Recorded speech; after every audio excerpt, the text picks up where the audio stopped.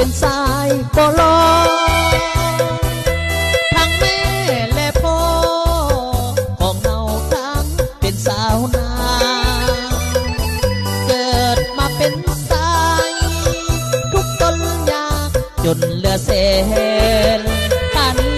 วิ่งออกทางแดนเขียนแควนซอกหาเงินทางชีวิตของข้าเกิดมายากจน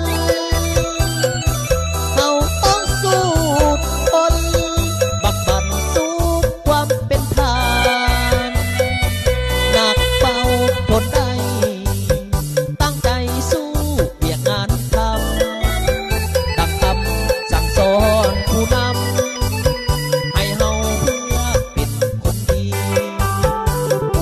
เรื่องบางอย่างจนก็ยังสู้ไว้ชีวิตเป็นสายต้องขยันเต็มที่เพื่อเลี้ยงครอบครัวบ้านเมืองเพิ่นถึงว่าดีถึงว่ายากจนวันนี้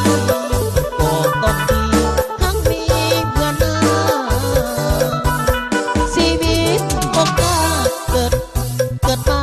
หน้าตาบ่หล่อทั้งแม่และพ่อ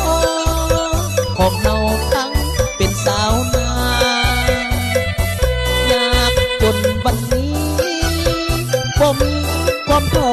ดอกนาถึงจนบ่มีปัญหาขอบานพนาเอาแต่สิ่งที่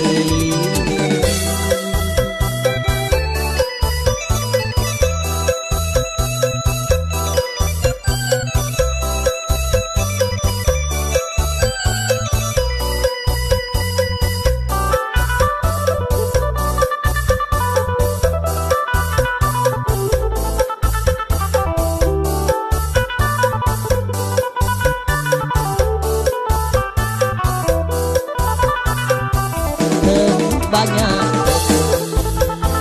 จนก็ยังสู้ไว้